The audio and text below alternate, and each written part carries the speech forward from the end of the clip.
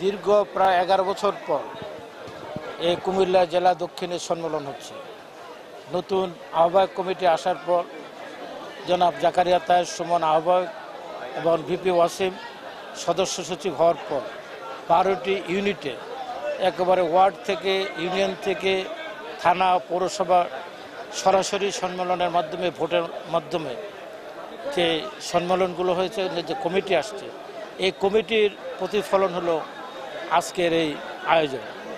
একটা নির্ভেজাল কমিটি হবে, আমরা আশা করি এটা গতিশীল এবং সুযোগ্য নেতৃত্ব আগামীকাল আসবে কুমিল্লার জেলার জন্য। এবং যেভাবে তারা এই দলটাকে গঠন করেছে ওয়ার্ড লেভেলে, আমি মনে করি এই কাজটি, এই আহ্বায়ক কমিটি যে কাজটি করে দিয়েছে, যে আসনে যে প্রার্থী হবে তার বিজয় সুনিশ্চিত হবে। কারণ ওয়ার্ড লেভেলে, গ্রাউন্ড লেভেলে তারা কাজটি করে দিয়েছেন।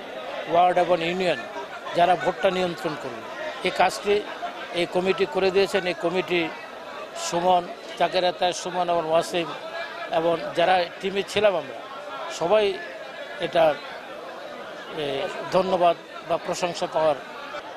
এই দক্ষিণ জেলার একটি আসনও বিএনপির বাইরে যাবে না, যেভাবে দলটি সুসংগঠিত হয়েছে। যত বাধায় আসুক, এই দক্ষিণ জেলার সব কয়টি আসন ইনশাল্লাহ ধানের শীষ পাবে। আগামীকাল নেতাকর্মীদের আহ্বানটা আমাদের ভারপ্রাপ্ত চেয়ারপারসন উনি দেবেন, যেহেতু উনি সরাসরি